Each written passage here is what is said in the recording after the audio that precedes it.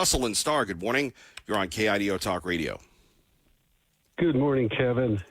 Yeah, did you hear Chris Christie with his explanation of the situation in the Ukraine? Just the total lies that I just spoke of yesterday. Look, Kevin. To provoke this bear with that has all those nuclear weapons like that, and to fool the American people is it's just business as usual in foreign policy. I think all of them on that stage, I watched the whole thing, they lacked moral clarity. It's so much so that when they speak of foreign policy, it's absolutely ludicrous. It's insanity. I mean, look, even when they speak about China, look, we should humble ourselves before God. I mean, this is unbelievable that we have what's going on in the world and these kind of characters lacking moral character. Kevin, this is what's going to be leading us. I mean, look, when we say there's 450,000 dead in the Ukraine, I mean, is that just a blip of a soundbite? I mean, 450,000 Slavic people dead. What's going on in Armenia? Look at that. I mean, which is being provoked by the United States. Look what happened in Kosovo, what's happening now in northern Kosovo in Mitrovica, and how the United States and the State Department and USAID is involved. These are issues that we care about, Kevin. I mean, as people. And in America, I mean, when any politician these days uses the phrase "the American people," I cringe as if they really know. I mean, we're the working class people like us who are, we've got experiences in life. They're not connecting with us in any way because the moral character is missing from them. Do you see that, Kevin?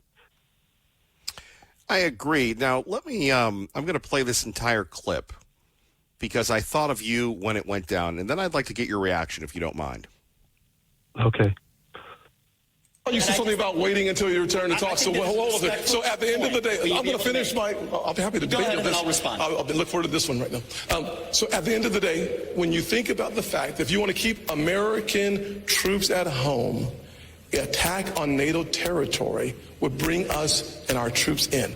By degrading the Russian military, we reduce, if not eliminate, an attack on NATO territory. Finish that exchange. We have to level with the American people. We have to level with the American people on this issue. The reality is just because Putin's an evil dictator does not mean that Ukraine is good. This is a country that has banned 11 opposition parties. A win for Russia is a win for China. We're driving Russia. A win for Russia is a win for China. Excuse me, if you have a chance. I forgot you like China. That's why you're. You'll have your chance in just a moment. Yeah. The hurling personal insults isn't helping. China is the real enemy, and we're driving Russia further into China's arms. We need a reasonable peace plan to end this, especially this is a country whose president just last week Vivek, was if you let Putin have Ukraine, that's a green light to China to take Taiwan. We need peace comes through strength. We need a reasonable plan to peace. Governor Christie. The Communist Party of China is the real enemy. Governor Christie. Governor Christie. Russell? Well, look, there's a number of things there, Kevin. Look, first of all, if you're a compassionate person that thinks about populations of countries, then you realize the state of Central and Eastern Europe and what it truly is like living there. And I lived there for 10 years. So, look, they're not addressing that at all. I mean, we are the economic power of the world, and these people are struggling. They're eking out a living. They don't have the capitalist system they want to. They admired us in the past, but we didn't help them. We treated them as enemies, and we dominated them ruthlessly in foreign policy. And it was a mistake. It was a huge mistake, and we're still doing it. We have this huge economic power. We're the leader with the dollar and everything.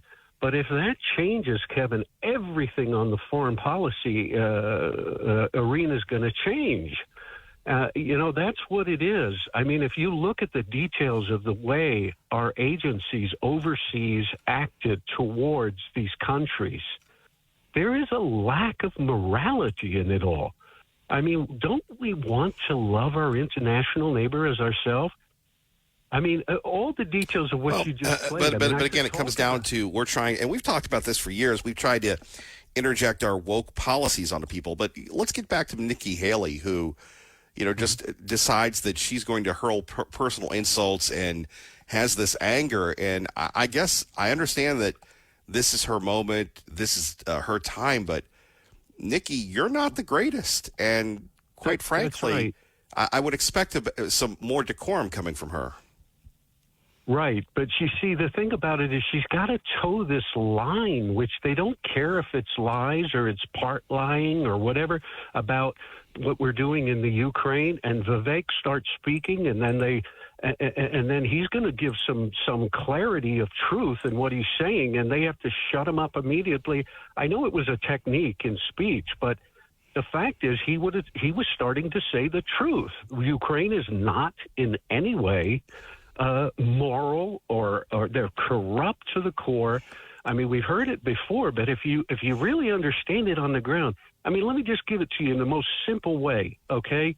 When an American shows up, dollar signs come in their eyes. Everybody there. Why? Because they don't have an economic system like us. What are we supposed to do? Really, no one does. Russell, thank you for the call.